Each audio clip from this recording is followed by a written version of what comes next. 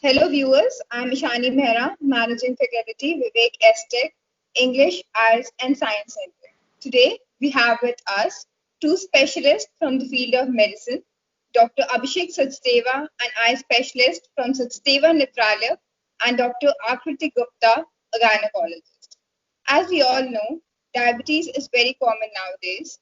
So today they will be throwing some light on effect of diabetes in pregnancy and its effect on eyes. So my first question is to you, Dr. Akriti. Is there really a need to talk about gestational diabetes mellitus or GDM? Thank you so much for the introduction. Yes, as you all know, that diabetes is now a global pandemic, and it's one of the most common non-infectious diseases which is on Yes. rise, besides being in pregnant and non-pregnant women. So definitely, diabetes has to be discussed in pregnancy as well. So it happens like this that when a woman develops pregnancy diabetes for the first time, anytime during her pregnancy, it is called as gestational diabetes mellitus. And Okay. gestational diabetes mellitus has influence on the female health during her pregnancy. Also, it has an influence on the baby's health, which is inside the womb. So in utero also, it plays a role in the development of the baby. So that is the reason why we need to discuss about gestational diabetes mellitus. Secondly, there's another thing that once the female has GDM, it also predisposes the baby, whether it's a male or a female, genetically to diabetes. So in order, once we control GDM in pregnancy, or once we diagnose it and control it, so we actually have a check on the predisposition of the baby in adulthood to diabetes. So we'll check that as well. So that is the other reason why we need to discuss GDM. All right. So we know the importance of addressing the issue. How can we diagnose it? Actually, diagnosis of GDM usually it is done by two methods. There's an indigenous method which is developed in India, which is called as DIPSI. So it stands Okay. for Diabetes in Pregnancy Study of India.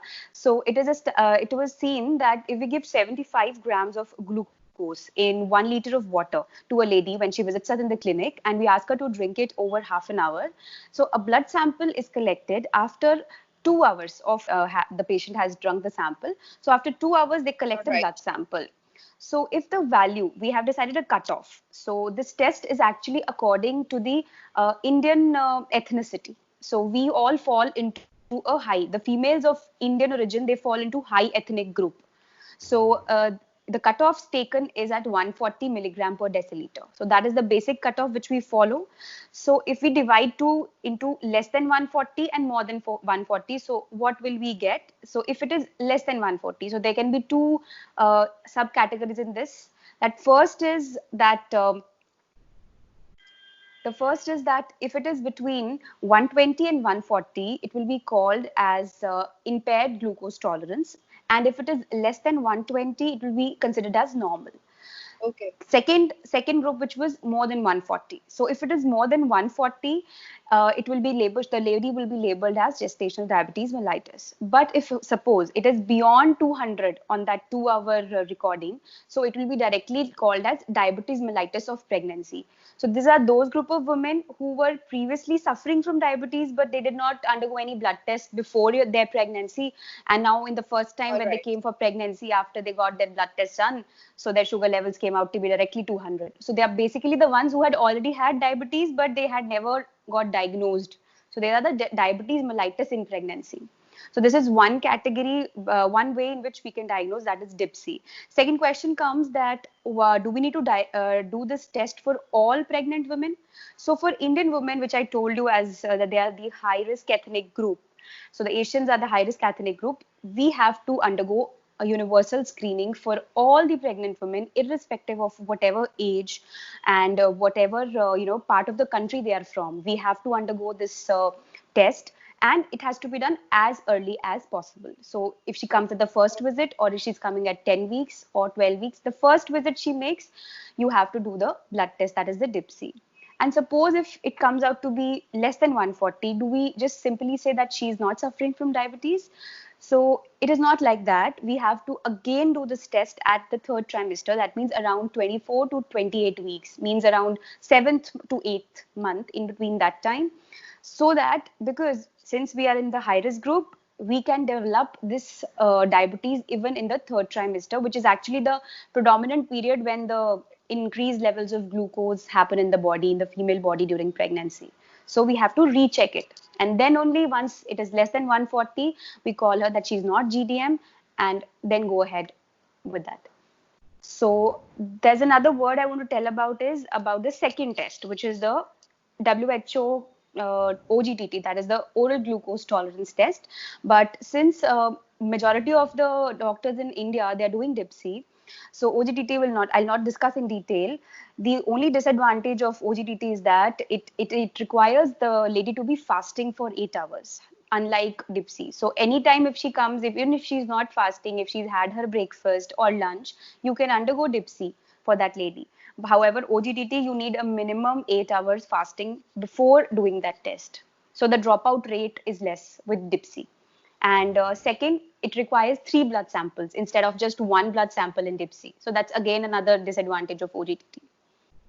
Okay, moving ahead, how does diabetes affect the mother and the baby? So for the mother, basically when she develops GDM during her pregnancy, that is the diabetes during pregnancy, so she actually predisposes herself to other things like she can develop hypertension, that is the hypertension of pregnancy also. That is one risk factor she develops. Moreover, there is increased chances that she might undergo induction of labor. She might have to have a plan her labor. Then she might undergo cesarean. So the risks increase. These are also because of the other factors associated, which are related to the baby. That is, there is increased weight of the baby. That is called as macrosomia. So basically, macrosomia literally means that more than 4 kg weight baby is born. So this increases the risk of having a cesarean section. So that is also another risk factor. Then in the baby, besides macrosomia, the babies, they are prone to have birth injuries during the normal delivery if they are heavy weight. So they are prone to have birth injuries. Also, there is sometimes difficulty in the delivery of the shoulder of the baby, which is in medical terms called as shoulder dystocia. So that also increases the risk of nerve injury to the arm, the humerus, the bone. So that is another thing which happens to the baby. Also, the babies, they tend to have stillbirth. That is, stillbirth by it means that inside the womb only there are some unknown reasons, or sometimes the sugars are so uncontrolled that there can be the death inside the womb itself. So all of a sudden there'll be a death of the baby. So that's called stillbirth. They are also predisposed to stillbirth. So these are certain things why we need to talk about GDM, and why the monitoring is very important, and why we need to start the patient on treatment as early as possible. Okay, so now we know how does diabetes affect the mother and the child. So here another question arises. What is the effect of pregnancy on diabetes? Yeah, that is also a very important question. Suppose if a lady is already suffering from diabetes, she now enters into pregnancy. So what will happen? So besides having all the risk factors, like she will have hypertension, or she will land up into macrosomic baby, or there are increased chances of cesarean, the diabetes course is also affected, like the problems of proteinuria, which is concerned with the kidneys, that can get aggravated. Also, the related to the eyes, retinopathy, whether it's progressive or non-progressive retinopathy, that tends to aggravate. So we need to talk to the patient and inform the patient that they need to consult ophthalmologist and a concerned renal specialist whenever the need arises. For that, Dr. Sachdeva will talk about the retinopathy in detail. Okay, so after hearing all this, a lot of curiosity arises about the treatment. Can you explain about the treatment? A little about the treatment? Yeah. So actually the treatment only we start as once we see the DIPSI, the test, we told that 2 hours post the glucose intake, the value was more than 140. So we think in mind, and now we to start the treatment for the lady. So the first and basic foremost is the lifestyle change, which we ask the patient to undergo. So we give a limit of 2 weeks in which we ask the patient to change the diet. That means the high glycemic foods are to be reduced, the low glycemic foods, and also the protein intake has to be increased. Plus, a lot of water she has to take a lot of water so as to balance the proteins which are increased in the diet. So this is the dietary change she has to do. Also, a little bit some moderate activity, exercise has to be done to have to balance between the life, get a balanced lifestyle. So the first and foremost is the nutritional management. That is for 2 weeks we ask her to follow. Now we set cutoffs for the patient. Like for example, the fasting sugars should be less than 90 and the 2 hours sugar should be less than 120. So these are the cutoffs we give to the patient. If by 2 weeks of time you are able to get the cutoff to this, your treatment will be just nutritional modification. So suppose if she doesn't achieve that goal, then we go ahead with the tablet formulations. That is mostly, as you've heard, metformin is the most commonly used drug, and that is the most commonly used drug in pregnancy also for diabetes. So we start with a smaller dose, either 250 or 500, depending upon the weight, and we increase it as twice daily dose or thrice daily according to the adjustment of the sugars. So this is for the next 2 weeks, we put her on the formulations, the oral hypoglycemic formulations, if the nutritional therapy has not helped alone. For this is followed by next 2 weeks. So if after this taking oral hypoglycemics also, the cutoff is not achieved, that is the fasting is less than 90 and the postprandial, that is 2 hours blood sugar is less than 120, we go ahead with the other option, that is the injectables, and that is the insulin. So insulin is to be given with the nutritional therapy, with or without the oral hypoglycemic drugs, depending upon the adjustment of the sugar levels, and that has to be decided by the treating obstetrician along with the endocrinologist. All right. I think after listening to you, a lot of pregnant females would feel a little less anxious. Moving forward, we would now like to ask Dr. Abhishek Sachdeva, how does this disease, that is diabetes, affect eyes? So my first question, and the very important but a basic question is, does diabetes affect eyes? Yeah, hello. I'm Dr. Abhishek, an eye specialist. Yes, diabetes does affect eyes, and in fact, it affects all the part of the eyes, but mostly it affects the retina, that is the posterior most part of the eye, जिसको हम normal भाषा में पर्दा बोलते हैं. So diabetes does affect the retina or the parda of the eye. Okay, now we know that it does. How does our eyes get affected? So, because as we know that diabetes is a modified risk factor. So there are two types of factors, modified and non-modified. So this is a modifiable risk factor or a lifestyle disorder. So this can be corrected. So the thing is ki in this diabetes, there is increase in the blood glucose level in the blood vessels. So in the blood vessels, if the blood glucose levels rises, so the blood vessels of the retina, the fluid or the blood, it tries to come out of the blood vessel. So in the retina, there is the collection of blood and water or the fluid on the retina. Okay. Are there any latest investigations available? So yes, there are a lot of investigations that are carried out nowadays. So the most important investigation and the oldest investigation is the dilated fundus examination. So when a patient goes to an ophthalmologist, so what he does is he puts a dilator eye drops, and the patient has to wait for kind of 10-15 minutes. And after like 10-15 minutes, the ophthalmologist sees the patient again.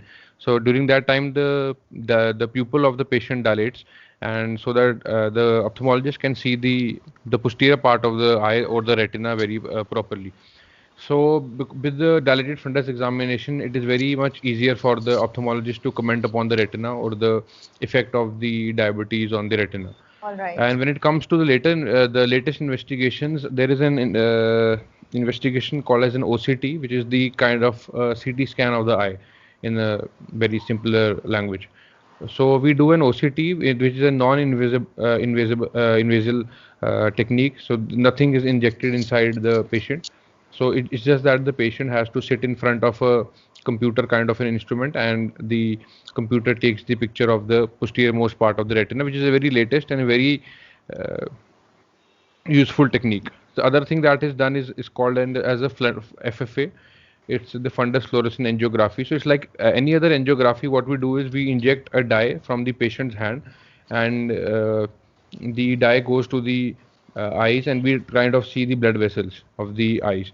So the retinopathy is very important for the overall diabetic management of the patient as well, because eyes are that part of the body where the blood vessels are visible.